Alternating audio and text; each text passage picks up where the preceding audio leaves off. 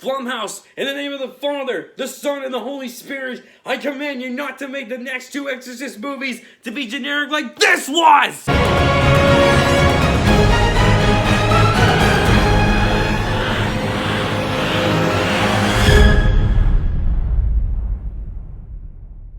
The Exorcist Believer tells the story of two daughters being possessed by a demon after wandering off into the woods, and so a father to one of the two daughters bans the neighbors and their religions in order to free both of them. Hello and welcome back to another review from HLHReviews. Today I will be reviewing Exorcist the Believer, the latest installment in the Exorcist franchise, and the first in a planned trilogy by Blumhouse. Just to give you guys a basic rundown of how I feel about the Exorcist franchise, I enjoy the original Exorcist, and I do believe it's one of the best horror films ever made. Not the scariest, but it is one of the best horror movies ever made. And I still think to this day that Exorcist 3 is a pretty decent sequel to the original.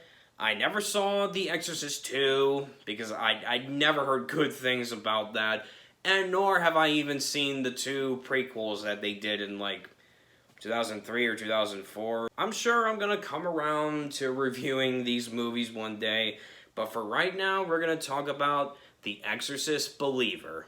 Now, I'm someone who wasn't overly hyped for this movie, especially knowing that it was coming from the same people that did the reboot Halloween trilogy just a little over a year ago, because it concluded a year ago, and that was David Gordon Green and Danny McBride.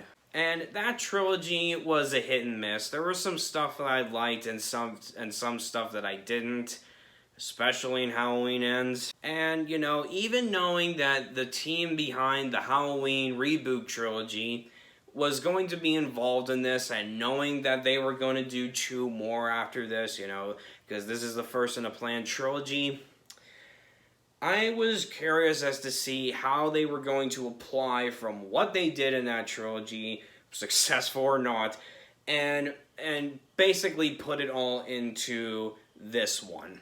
I walked into this not knowing what I was going to expect, and coming out, I have pretty mixed feelings on this movie. It's just such a shame I didn't bring my holy water with me to cleanse me. But we're going to talk about it. Starting this off with the positives for The Exorcist Believer, the film does have a good premise of these two daughters, one of them being related to the lead character, the other daughter, fortunately not given much development, but the two daughters, one of them being related to the lead character, they wander off into the woods. They're missing for 3 days, and they're being found and all. And when they do come back, they act off to the point where it's obvious that they are possessed by a demon, seemingly the same one that possessed Reagan 50 years ago. The father of one of the daughters and the whole neighborhood basically, or at least their friends, they have to band up of wanting to free the daughters. That was a good premise, especially with the lead character Victor, who is a non-believer in religion, but he has to go through with the exorcism in order to make sure that both daughters are free from being possessed. He was a good character to follow along with, especially if you're a father like him. The acting is pretty damn good from pretty much all the cast members, especially the two kids, portraying these daughters. They were both great, even in the scenes of these two being possessed, when you have them, shouting profanities and basically having all the behaviorisms of demonic possession that we have seen in the original movie. God played that trick on you. The final positive I can give is that, the movie it's directed well, and it has great production value. Everything is shot well, everything is directed well, so that's a good thing I can give to The Exorcist Believer. It has some really good production value to it, especially since it's backed up by a major studio like Universal. Going into the mixed aspects, I'm not sure if this will be relatable or not to anyone else that out there that experienced watching it.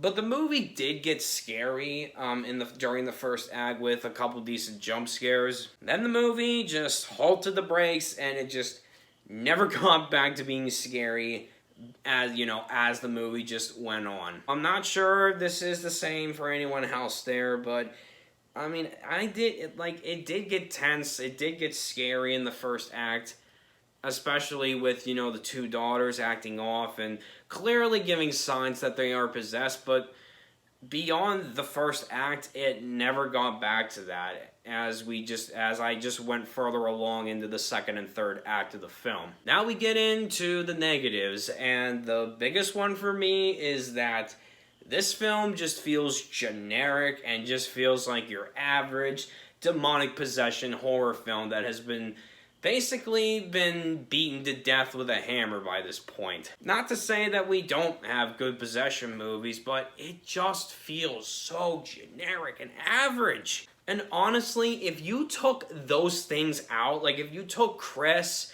the mention of Reagan, and the events from the first movie, this whole film is just your average, ordinary demonic possession movie, and it's nothing more beyond that because they don't do anything new. And the way they incorporated Chris's character was just ridiculous and just flat out disrespectful. Are you looking for Reagan? Are you looking for Reagan? She burns in hell! In the trailers, they bring her front and center as if like she had any relevancy or even some form of importance like Laurie Strode in that reboot Halloween trilogy.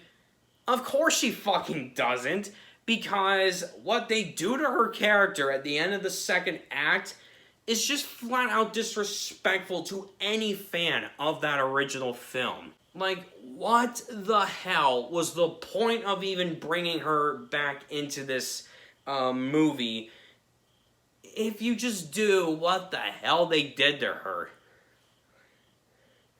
They also bring in another certain character before the credits, and honestly, I have no idea how they're going to incorporate them and Chris in further sequels, now knowing what the hell they did to Chris at the end of that second act. The third act for me was just not executed well at all. I mean, you have the father, Victor, bringing in, or not the priest or anything, I'm just saying.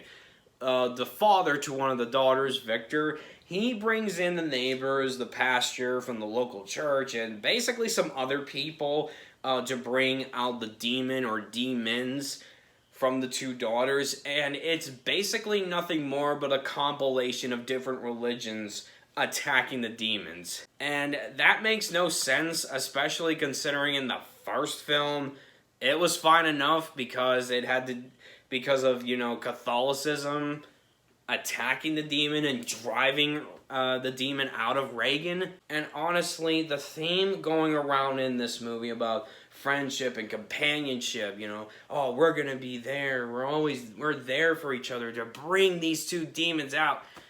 Oh my god, that's just fucking stupid. David Gordon Green, I understand that the Halloween reboot trilogy has its fans, but the last two, Halloween Kills and Halloween Ends, they were divisive of what you were trying to accomplish, which it didn't, with, the whole evil thing, like evil dies tonight, and, talking about Michael Myers like he's a biblical figure, but that is a completely different discussion for another review in the future. But the point I'm trying to make here is, if it didn't work in those movies, why the fuck are you trying to do that again with The Exorcist? It's like pressing your hand on the top of a stove. Why are you doing that again? It clearly never worked the first time. Why are you doing that again? All in all, it was an okay experience at best for me. It just could have been better. This is gonna be one of these movies, like it's not gonna be a movie that I'll just dread at hearing the name, nor will it be a movie that will be the bane of my existence. It's just an average demonic possession film.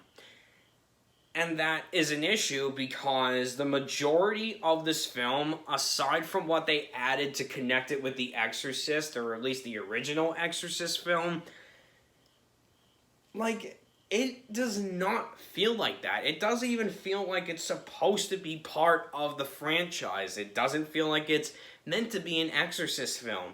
It just literally feels like the most average any other demonic possession film, and you can find other movies that did that better, including the first Exorcist and Exorcist 3.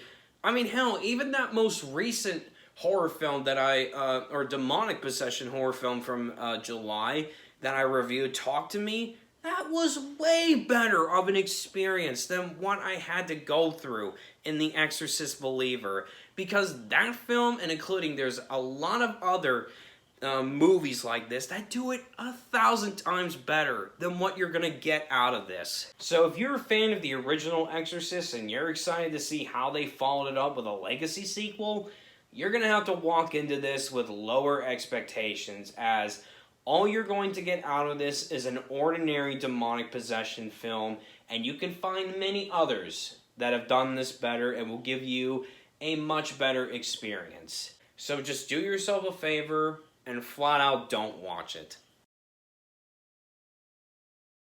Thank you guys so much for watching this review. Tell me how you feel about this film down in the comments below.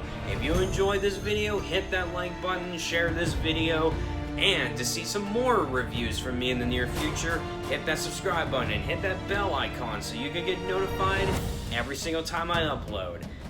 I hope you all have a blessed life, and in case I don't ever get to meet you, good morning, good afternoon, good evening, and good night.